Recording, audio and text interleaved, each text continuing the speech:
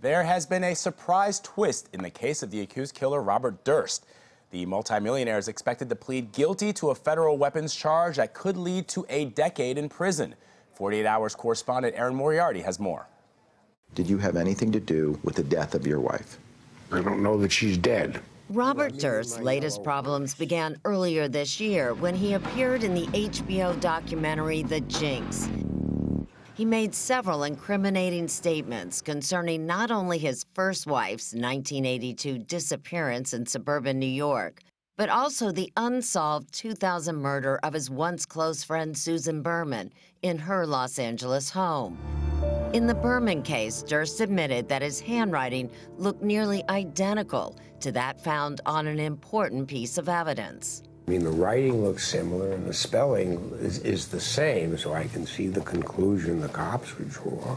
Can I have this? The series concludes with a now infamous scene when Durst, still wearing a microphone in the bathroom, is heard mumbling what sounded like a confession to murder.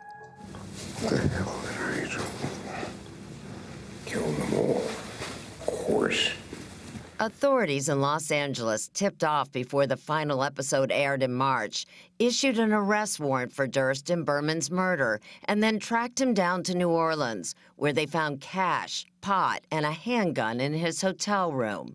Not guilty. It's the possession of that .38 revolver that finally tripped up Durst. This Thursday, as part of an agreement hammered out between his lawyers and federal prosecutors, he is expected to return to federal court in New Orleans and plead guilty to possession of a firearm by a felon, a conviction that could mean a sentence of 10 years in federal prison. And Erin Moriarty joins me now. Erin, thanks for being here. So there is a major twist to this deal. Tell me what it means. Well, I think it will surprise people that actually one of the parts of this deal is that, all right, Robert Durst knows he's going to prison, but he doesn't want to spend it in Louisiana, where the federal gun charge really is filed, and that's where he is actually pleading guilty. He wants to spend it in California. Why California? Because that's where Susan Berman died, and he doesn't want to have to be extradited. He says, come on, charge me. Well, they've charged him with murder, but put me on trial for murder. And, I mean, most people would say, yeah, you want that, but there's a couple things going on. According to his attorneys, he wants to clear his name. And he does not believe they have enough evidence, despite what we all saw in the documentary, that would prove him beyond a reasonable doubt guilty of the murder. The other thing I think is he's going to spend a considerable amount of time in prison. I think Robert Durst would rather spend it talking to his lawyers, going to court, dealing with something intellectual like saving him from, you know, a death sentence maybe, or a life term for murder. And that's how he wants to spend his time. Has there been any, I mean, if I'm his lawyer and I hear that piece of tape of him in the bathroom saying, you know, kill them all, I would say something like, well, to the jury, wouldn't this be something that somebody might say sarcastically to themselves? Well, of course it will, or like Hamlet. Yeah, right, exactly. Shakespearean play. Right. But also, we have editors up in 48 Hours who, when they listen, they don't think he says killed them all. Really? Kill them all is what they think. So I think there's going to be an argument about what really is said. And I know that all my friends who look at this, everyone I know says, I saw the handwriting. The handwriting thing, everybody looked at it. You didn't even have to explain it to me. I was like, oh, man, looks exactly the same. But I should point out that there was another man that they said absolutely matched. That's block handwriting. That's not the kind of handwriting that they can really compare. It's block handwriting. And apparently they thought this other individual, who was a suspect in Susan for a short time in Susan Berman's death, his handwriting did match that letter too.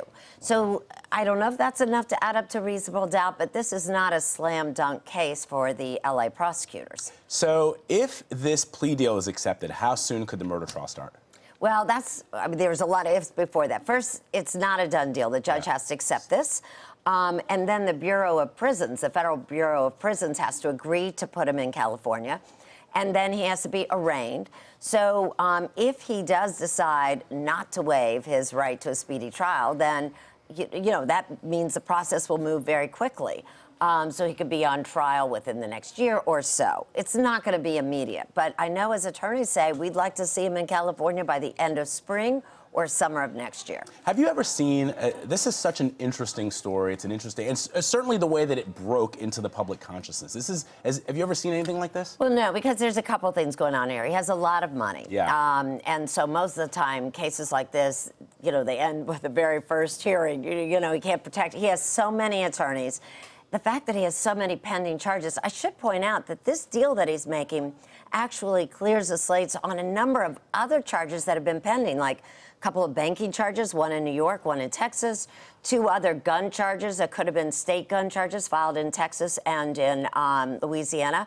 So this plea deal clears the slate on all of those. How many people have this many kind of cases pending against?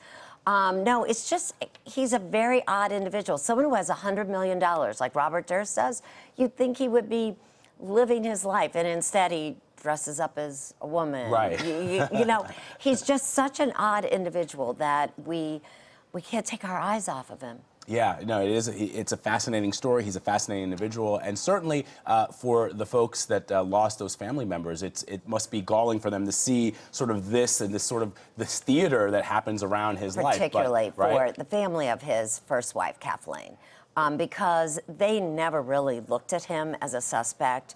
I think today things would be very different, but the fact is that, you know, he gave contradictory statements at the time. He got rid of her clothes within just days after she disappeared, rented out the apartment she had. There were very strange things, and they never really investigated him. And I think it's been very, very difficult for her family, especially when there was also evidence earlier that he had hit her. She had gone to a hospital. Right. So I think for that family in particular, it's been very, very difficult. We're going to be continuing to watch this. Erin Moriarty from 48 Hours, thank you so much. Great reporting. Appreciate it.